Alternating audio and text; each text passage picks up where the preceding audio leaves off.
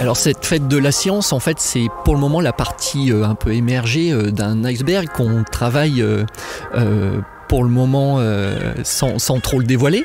Mais il y a une ambition dans la vallée, je l'ai dit tout à l'heure, c'est de renouer véritablement avec notre histoire scientifique. Et pour ça, il y a deux gros axes de travail aujourd'hui.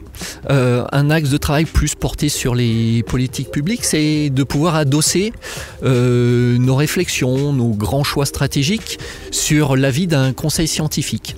Donc depuis maintenant à peu près une année, on a réfléchi avec quelques chercheurs qu'on a réunis issus de diverses disciplines sur la manière de constituer un conseil scientifique, qui est une chose extrêmement rare quand il s'agit d'être au service d'une collectivité locale. On ne connaît même pas d'exemple. On a vu avec des rencontres ici avec des chercheurs canadiens cet été qu'il y avait certaines villes du Canada qui se lançaient là-dedans, mais on ne connaît pas vraiment d'exemple en France à cette échelle aussi locale que la nôtre. Donc voilà, ça c'est un premier axe de travail. Et puis il y en a un deuxième, je l'ai très légèrement évoqué tout à l'heure à propos du tourisme scientifique ou d'un tourisme de la connaissance. Et ça c'est ce qu'on appelle le projet ChamLab. À travers ce vocable-là, on voudrait davantage fédérer les acteurs locaux que j'ai déjà pu citer et leur donner l'occasion de mettre en valeur leurs travaux, leurs recherches et de les faire découvrir au grand public. Pour ça, ça nécessite un lieu qu'on a trouvé mais qu'il faut aménager. Là aussi, ça peut prendre quelques temps. Et puis, ça nécessite aussi de construire un programme à l'année qui ait une certaine cohérence entre tous ces acteurs pour donner de la visibilité et pour que ce soit davantage compréhensible par nos touristes. Donc, on travaille là-dessus en essayant de réfléchir à peut-être un label qui permettrait à des chercheurs, mais aussi à des institutions locales, des associations, pourquoi pas à des accompagnateurs ou des guides qui auraient suivi un certain nombre de formations, d'être labellisés et reconnus, et de cette manière être aptes à pouvoir délivrer un discours scientifique qu'on sait être le plus à jour par rapport aux connaissances qui sont acquises notamment dans cette vallée et dans ce massif. Donc voilà, ces choses-là, elles sont nouvelles, on y réfléchit et on en dira peut-être un petit peu plus lorsqu'elles seront davantage mûres et davantage prêtes à être expliquées en détail. Mais ce lieu, pour bien comprendre, ça sera un lieu dans lequel les scientifiques se rassembleraient pour un peu croiser leurs connaissances?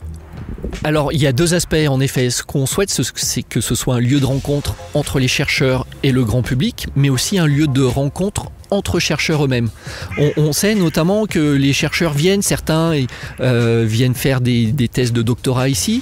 Parfois, ils se débrouillent pour se loger chez les uns, chez les autres. Enfin, et ils sont un petit peu isolés pour peu qu'ils ne soient pas véritablement dans la même discipline. Le but, c'est d'offrir une sorte de hub, une sorte de point de rencontre à ces chercheurs et qu'ils sachent que quand ils viennent dans la vallée de Chamonix pour 1, 2, 3, 4, 5 journées de travaux, de relevés de terrain, ils passent par ce lieu et là ils pourront y trouver les bonnes adresses, ils pourront y trouver les coordonnées de leurs collègues qui sont passés là dans les semaines précédentes, ils pourront peut-être y trouver un espace de coworking pour rencontrer leurs collègues, un espace où ils peuvent laisser du matériel. Voilà, on réfléchit à tout ça et tout ça dépendra évidemment de la disponibilité de ce lieu et on espère que ce soit l'aile Valorcine de la gare SNCF qui pourrait abriter et accueillir ce ChamLab.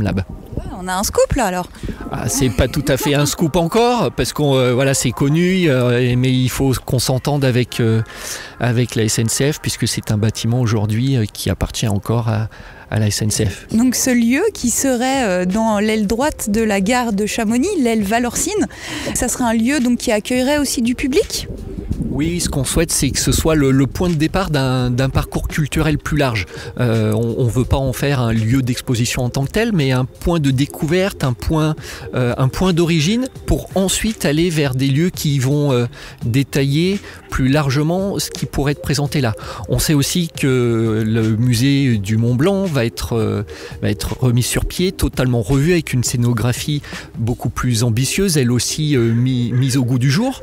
Donc voilà, ce premier premier point, le ChamLab, pourra nous renvoyer qui vers ce musée alpin, qui vers le chalet du col des Montets, qui vers le futur glaciarium au Montanvert, et puis toutes les autres structures bien connues dans la vallée, de Barberine à Servoz.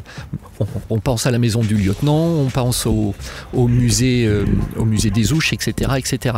Et tout ça s'inscrit dans une dynamique plus large qui est celle de la labellisation pays d'art et d'histoire, dans laquelle la vallée de Chamonix est intégrée avec le pays du Mont Blanc, est en route. Voilà, là c'est un vrai gros projet ambitieux pour la culture dans les vallées autour du massif du Mont Blanc, et ce serait un des points d'accueil de ce label pays d'art et d'histoire, mais ça je pense que Ève-Marie Higby vous en dira bien davantage. La radio sur les rails, un projet qui roule en partenariat avec la communauté de communes de la vallée de Chamonix, SNCF Voyageurs TER Auvergne-Rhône-Alpes et la région Auvergne-Rhône-Alpes. Globule Radio, la radio sur les rails.